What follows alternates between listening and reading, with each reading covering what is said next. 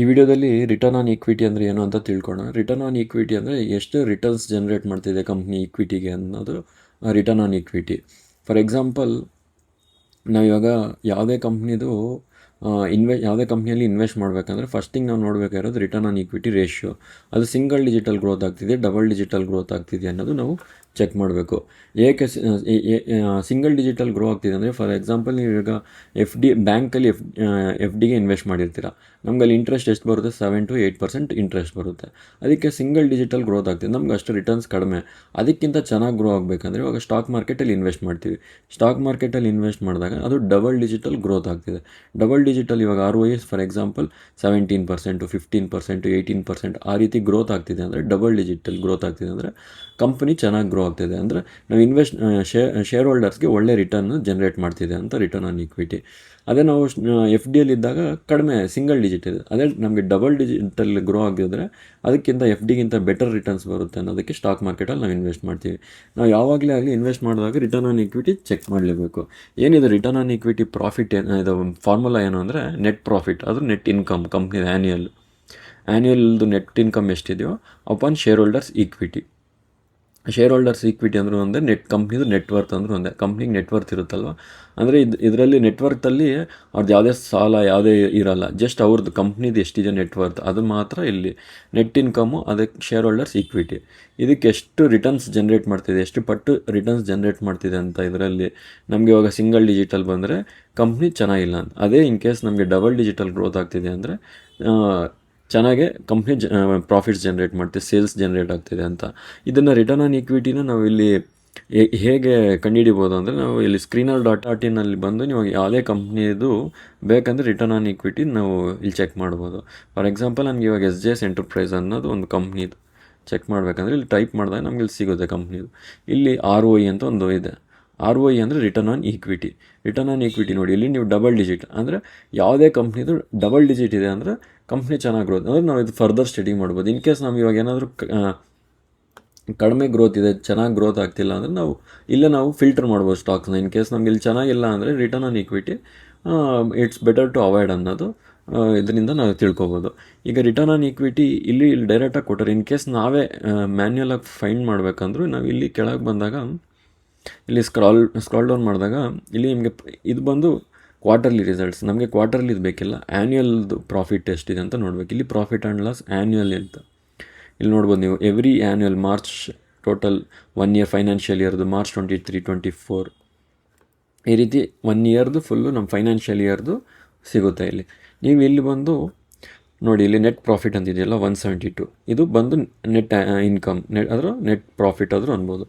Net profit 172 divided by share holders equity. Share holders equity ಅಂದರೆ net worth, ಕಂಪ್ನಿದು net worth ಹೇಗೆ ತಿಳ್ಕೊಬೋದು ಅಂದರೆ ಇದು 32 + 836 ಇದಿಷ್ಟು ಆ್ಯಡ್ ಮಾಡಿದಾಗ ಈಕ್ವಿಟಿ ಕ್ಯಾಪಿಟಲು ಮತ್ತು ರಿಸರ್ವ್ಸ್ನ ಎರಡು ಆ್ಯಡ್ ಮಾಡಿದಾಗ ನಮಗೆ ಸಿಗೋದೆ share holders equity. 172 divided by ಇದಿಷ್ಟು ಮಾಡಿದ್ರೆ ನಮಗೆ ರಿಟರ್ನ್ ಆನ್ ಈಕ್ವಿಟಿ ಅನ್ನೋದು ಸಿಗುತ್ತೆ. ರಿಟರ್ನ್ ಆನ್ ಈಕ್ವಿಟಿ ನಿಮಗೆ ಡಬಲ್ ಡಿಜಿಟಲ್ ಗ್ರೋತ್ ಆಗ್ತಿದೆ ಇಲ್ವ ಕಂಪ್ನಿದು ಹೇಗೆ ತಿಳ್ಕೊಬೋದು ಅಂದರೆ, ನೀವು ಇಲ್ಲಿ ಇನ್ನೂ ಮತ್ತೆ ಸ್ವಲ್ಪ ಕೆಳಗೆ ಸ್ಕ್ರಾಲ್ ಡೌನ್ ಮಾಡಿದಾಗ ಕಂಪ್ನಿದು ಇಲ್ಲಿ ನೋಡ್ಬೋದು, ಇಲ್ಲಿ ರಿಟರ್ನ್ ಆನ್ ಈಕ್ವಿಟಿ ಅಂತ ಇಲ್ಲಿ ಕೊಟ್ಟಿರ್ತಾರೆ. 10 yearsದು ಇನ್ನೂ ನಮ್ಗೆ ಅದು 10 years ಇದಿಲ್ಲ ಇನ್ಫಾರ್ಮೇಷನ್ನು. ಬಟ್ 5 years ನೋಡಿ, 5 years 19% ಗ್ರೋತ್ ಆಗ್ತಿದೆ. 3 years, ಲಾಸ್ಟ್ 3 years ಎಷ್ಟು ಹಿಂಗೆ 20% ಡಬಲ್ ಡಿಜಿಟಲ್ಲೇ ಗ್ರೋತ್ ಆಗುತ್ತೆ. ಮತ್ತು ಲಾಸ್ಟ್ ಇಯರ್ ಕೂಡ 22%. ಅಂದರೆ ಕಂಪ್ನಿ ಚೆನ್ನಾಗಿ ಗ್ರೋ ಆಗ್ತಾಯಿದೆ. ಈ ಚೆನ್ನಾಗಿ ಗ್ರೋ ಆಗ್ತಿದೆ ಅಂದರೆ ನಾವು ಅವಾಗ ಈ ಕಂಪ್ನಿನ ಸ್ಟಡಿ ಮಾಡಿ ಟ್ರ್ಯಾಕ್ ಮಾಡ್ಬೋದು, ಈ ಕಂಪ್ನಿ ಹೇಗೆ ಗ್ರೋ ಆಗ್ತಿದೆ ಅಂತ. ಈಗ ಇನ್ನೊಂದೇನೆಂದರೆ ರಿಟರ್ನ್ ಆನ್ ಈಕ್ವಿಟಿ ಜಾಸ್ತಿ ಆಗುತ್ತಾ ಕಡಿಮೆ ಆಗುತ್ತಾ ಅನ್ನೋದು ಹೇಗೆ ತಿಳ್ಕೊಬೋದು ಅಂದರೆ, ಮೇನ್ 3 ಆಸ್ಪೆಕ್ಟ್ಸ್ ಇರುತ್ತೆ ರಿಟರ್ನ್ ಆನ್ ಈಕ್ವಿಟಿ ಜಾಸ್ತಿ ಆಗ್ತಿದೆ ಕಡಿಮೆ ಆಗ್ತಿದೆ ಅಂತ.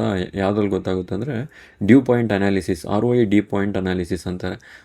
ಇವಾಗ ನೋಡಿ, ಇಲ್ಲಿ net profit margin into asset turn over equity multiplier. ಇದಕ್ಕೆ ಫಾರ್ಮುಲಾಸ್ ಬಂದು ನೆಟ್ ಇನ್ಕಮ್ ಅಪಾನ್ ರೆವಿನ್ಯೂ.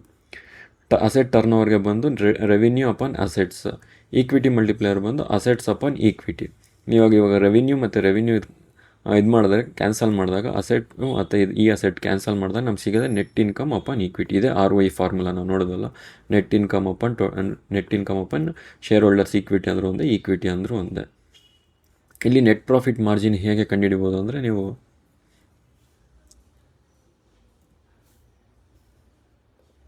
ಇಲ್ಲಿ ಬಂದಾಗ ನೆಟ್ ಪ್ರಾಫಿಟ್ ಅಪಾನ್ ಇದು ನೆಟ್ ಪ್ರಾಫಿಟ್ ಇದೆಯಲ್ವಾ, ಈ net profit 172, net profit upon sales ಮಾಡಿದಾಗ 955, ಇದು ಮಾಡಿದಾಗ ನಮಗೆ ನೆಟ್ ಪ್ರಾಫಿಟ್ ಮಾರ್ಜಿನ್ ಸಿಗುತ್ತೆ. ನಿಮ್ಗೆ ಅದೇ ಅಲ್ಲ ಫಾರ್ಮುಲಾ ಇರೋದು, ನೆಟ್ ಪ್ರಾಫಿಟ್ ಮಾರ್ಜಿನ್. ಇದನ್ನು ಕಂಡುಹಿಡಿಯೋದು ಹಾಗೆ.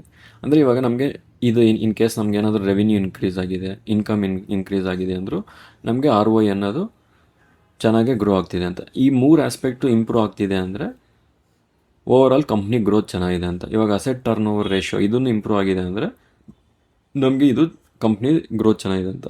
ಈಗ for example asset turn over ratio ಹೇಗೆ ಕಂಡುಹಿಡಿಬೋದು ಅಂದರೆ ಇಲ್ಲಿರುತ್ತೆ ನೋಡಿ. ಇಲ್ಲಿ ಬ್ಯಾಲೆನ್ಸ್ ಶೀಟಲ್ಲಿ ನೀವು ಬಂದಾಗ ಇಲ್ಲಿ ಫಿಕ್ಸ್ಡ್ ಅಸೆಟ್ಸ್ ಅಂತ ಇರುತ್ತೆ. ಫಾರ್ ಎಕ್ಸಾಂಪಲ್ ಕಂಪ್ನಿದು ಇದು ಬಂದು ಅಸೆಟ್ಸ್, ಫಿಕ್ಸ್ಡ್ ಅಸೆಟ್ಸ್. ಇದು ಹೇಗೆ ಫಿಕ್ಸ್ಡ್ ಅಸೆಟ್ಸ್ 404 ಇದೆ, ಮತ್ತು ಇಲ್ಲಿ ಬಂದು ಸೇಲ್ಸ್ ಇದೆ. ನಮ್ಗೆ ಇಲ್ಲಿ ಫಾರ್ಮುಲಾ ಏನಿದೆ, sales upon fixed assets asset turn over. ಇಲ್ಲಿ ಬಂದರೆ ನಮ್ಗೆ ಇವಾಗ ಸೇಲ್ಸ್ ಎಷ್ಟಿದೆ, ಇದು ನಮಗೆ ಕ್ವಾರ್ಟರ್ಲಿದೆ, ನಮಗೆ ಆ್ಯನ್ಯಲ್ ಸೇಲ್ಸ್ ನೋಡಬೇಕು. 955 ಡಿವೈಡೆಡ್ ಬೈ ಇಲ್ಲಿ ಫಿಕ್ಸ್ಡ್ ಅಸೆಟ್ಸ್ ಇದೆಯಲ್ಲ 404, ಇದು ಮಾಡಿದಾಗ ನಮಗೆ ಅಸೆಟ್ ಟರ್ನ್ ಓವರ್ ರೇಷಿಯೋ. ಇದು ಅಸೆಟ್ ಟರ್ನ್ ಓವರ್ ರೇಷಿಯೋ ಅಂದರೆ ಹೇಗೆ ಕಂಪ್ನಿ ಅವ್ರ ಅಸೆಟ್ನ ಯೂಸ್ ಮಾಡಿಕೊಂಡು ಸೇಲ್ಸ್ನ ಜನ್ರೇಟ್ ಮಾಡ್ತಿದೆ, ಎಷ್ಟು ಟೈಮ್ಸ್ ಎಷ್ಟು ಪಟ್ಟು ಸೇಲ್ಸ್, ಒಂದು ರೂಪಾಯಿ ಅಸೆಟ್ಟಿಗೆ ಎಷ್ಟು ಸೇಲ್ಸ್ ಜನ್ರೇಟ್ ಮಾಡ್ತಿದೆ ಅನ್ನೋದನ್ನು ಅಸೆಟ್ ಟರ್ನ್ ಓವರ್ ರೇಷಿಯೋ ಅಂತಾರೆ. ಇವಾಗ ಮೋರ್ ದ್ಯಾನ್ 2 ಟೈಮ್ಸು 3 ಟೈಮ್ಸ್ ಇದ್ದರೆ ಅವಾಗ ಅವ್ರ ಅಸೆಟ್ಗಿಂತ ಸೇಲ್ಸ್ ಜಾಸ್ತಿ ಜನ್ರೇಟ್ ಮಾಡ್ತಿದ್ದಾರೆ ಅಂತ. ಅಸೆಟ್ 1 ರೂಪಾಯಿ ಅಸೆಟ್ಗೆ 5 ಟೈಮ್ಸ್ ಜಾಸ್ತಿ ಸೇಲ್ಸ್ ಜನ್ರೇಟ್ ಮಾಡ್ತಾರೆ. ಅದೇ ಇದು ಅಸೆಟ್ ಟರ್ನ್ ಓವರ್ ರೇಷಿಯೋ ಅಂದರೆ. ಇಲ್ಲಿ ಫೈನಾನ್ಷಿಯಲ್ ಲಿವರೇಜ್ ಕೂಡ ಅನ್ಬೋದು. ಈಕ್ವಿಟಿ ಮಲ್ಟಿಪ್ಲೇಯರ್ಗೆ ಫಾರ್ಮುಲಾ ಬಂದು ಅಸೆಟ್ಸ್ ಅಪಾನ್ ಈಕ್ವಿಟಿ. ಈಗ ಫಾರ್ ಎಕ್ಸಾಂಪಲ್ ಯಾವುದೇ ಕಂಪ್ನಿ ಅವ್ರದ್ದು ಓನ್ ಮನಿ ಹಾಕಿರುತ್ತೆ, ಪ್ಲಸ್ ಜೊತೆಗೆ ಸಾಲ ತೊಗೊಂಬಂದು ಬ್ಯಾಂಕ್ಸಿಂದ ಲೋನ್ ತೊಗೊಂಬಂದಿರ್ತಾರಲ್ಲ ಆ ಮನಿ ಕೂಡ ಸೇರಿಸೋದಾಗ ನಮಗೆ ಎಷ್ಟು ಓನ್ ಮನಿ ಪ್ಲಸ್ ಎಷ್ಟು ಸಾಲ, ಅದನ್ನು ರೇಷಿಯೋ ಕಂಡುಹಿಡಿಯೋದಕ್ಕೆ ನಾವು ಈಕ್ವಿಟಿ ಮಲ್ಟಿಪ್ಲೇಯರ್ನ ಯೂಸ್ ಮಾಡ್ತೀವಿ. ಫೈನಾನ್ಷಿಯಲ್ ಲಿವರೇಜ್ ಕೂಡ ಅನ್ಬೋದು. ಈಗ ಫಾರ್ ಎಕ್ಸಾಂಪಲ್ ಹೇಗೆ ಹೇಳಬೇಕು ಅಂದರೆ, ಇವಾಗ ನಾವು ಫಾರ್ ಎಕ್ಸಾಂಪಲ್ ಒಂದು ಮನೆ ಕಟ್ಟಬೇಕಂದ್ರೆ ನಿಮ್ಮ ಓನ್ ದುಡ್ಡು ಎಷ್ಟು, ಇವಾಗ ಫಾರ್ ಎಕ್ಸಾಂಪಲ್ 10 lakhs ಒಂದು ಮನೆ ಕಟ್ತಾ ಇದ್ದೀರಾ, ನಿಮ್ಮದು ಓನ್ ದುಡ್ಡು 5 lakhs ಹಾಕಿ, ಇನ್ನು 5 lakhs ಬ್ಯಾಂಕಲ್ಲಿ ಲೋನ್ ತೊಗೊಂಬಂದಿರ್ತೀರ. ಆ ರೇಷಿಯೋ ಕಂಡುಹಿಡಿಯೋದು ಎಷ್ಟು ರೇಷಿಯೋದಲ್ಲಿ ನಾವು ತೊಗೊತಾ ಇದ್ದೀವಿ ಅನ್ನೋದನ್ನು, ಇವಾಗ ನೀವು 2 lakhs ನಿಮ್ಮದು ತೊಗೊಂಡು 8 lakhs ಬ್ಯಾಂಕಿಂದ ತಂದ ಅದ್ರ ರೇಷಿಯೋ ಕಂಡುಹಿಡಿಯೋದನ್ನು ನಾವು ಇಲ್ಲಿ ಈಕ್ವಿಟಿ ಮಲ್ಟಿಪ್ಲೇಯರ್ ಅದು ಫೈನಾನ್ಷಿಯಲ್ ಲಿವರೇಜ್. ಎಷ್ಟು ಲೆವರೇಜ್ ತೊಗೊಂಡಿದ್ದಾರೆ, ಎಷ್ಟು ಸಾಲ ತೊಗೊಂಡಿದ್ದಾರೆ ಅಂತ ಗೊತ್ತಾಗೋದಕ್ಕೆ, ಎಷ್ಟು ಪಟ್ಟು ಸಾಲ ತೊಗೊಂಡಿರೋ ಅಂತ ಇದು ಮಾಡೋದಕ್ಕೆ ನಾವು ಈಕ್ವಿಟಿ ಮಲ್ಟಿಪ್ಲೇಯರ್ ಅದು ಫೈನಾನ್ಷಿಯಲ್ ಲೆವರೇಜ್ ಅಂತ ಕೂಡ ಅಂತೀವಿ. ಸ್ಕ್ರೀನರಲ್ಲಿ ಬಂದು ಚೆಕ್ ಮಾಡಿದಾಗ ಈಕ್ವಿಟಿ ಮಲ್ಟಿಪ್ಲೇಯರ್ ಹೇಗೆ ಕಂಡುಹಿಡ್ಬೋದು ಅಂದರೆ, ಇಲ್ಲಿ ಬಂದರೆ ನಿಮಗೆ ಇಲ್ಲಿ ಫಿಕ್ಸ್ಡ್ ಅಸೆಟ್ಸ್ ಇದೆಯಲ್ವಾ 404, ಈ 404 ಡಿವೈಡೆಡ್ ಬೈ ಇದು ಇದೆಯಲ್ವಾ ಈಕ್ವಿಟಿ ಕ್ಯಾಪಿಟಲ್ ಮತ್ತು ರಿಸರ್ವ್ಸ್. 404 ಡಿವೈಡೆಡ್ ಬೈ 836 ಪ್ಲಸ್ 32, ಈ ರಿಸರ್ವ್ಸು ಮತ್ತು ಈಕ್ವಿಟಿ ಕ್ಯಾಪಿಟಲ್ ಇದು ಮಾಡಿದಾಗ ನಮಗೆ ಸಿಗೋದೆ ಫೈನಾನ್ಷಿಯಲ್ ಲಿವರೇಜ್. ಇದೇ ROI ಕಾನ್ಸೆಪ್ಟ್. ಈ ರೀತಿ ನಾವು ROIನ ಯಾವುದೇ ಈ 3 ಆಸ್ಪೆಕ್ಟ್ಸಲ್ಲಿ ನಮ್ಗೆ ಯಾವುದೇ ಇಂಪ್ಯಾಕ್ಟ್ ಆದರೂ, ಇನ್ ಕೇಸ್ ಕಡಿಮೆ ಆದರೂ ನಮ್ಗೆ ROI ಅನ್ನೋದು ಕಡಿಮೆ ಆಗುತ್ತೆ. ROI ಜಾಸ್ತಿ ಆಗಬೇಕಂದ್ರೆ ಈ 3 ನಾವು ಇವಾಗ ಡ್ಯೂ ಪಾಯಿಂಟ್ ಚೆಕ್ ಮಾಡೋದಲ್ಲ, ಈ ಡ್ಯೂ ಪಾಯಿಂಟಲ್ಲಿ ಯಾವುದೇ ಇನ್ಕ್ರೀಸ್ ಆದರೂ net profit margin, asset turn over ratio, equity multiplier. ಇವಾಗ ಸಾಲ ತೊಗೊಂಬಂದು ಬಿಸ್ನೆಸ್ನ ತುಂಬ ಸಾಲ ತರ್ತೀರ, ಅದು ಒಳ್ಳೆಯದಕ್ಕೆ ಯೂಸ್ ಮಾಡಿಕೊಂಡು ಇದನ್ನು ಪ್ರಾಫಿಟ್ ಸೇಲ್ಸ್ ಒಳ್ಳೆ ಜನ್ರೇಟ್ ಆಗ್ತಿದೆ ಅಂದರೆ ಇದು ಕೂಡ ROI ಇಂಪ್ರೂವ್ ಆಗುತ್ತೆ ಅಂತ ಅರ್ಥ.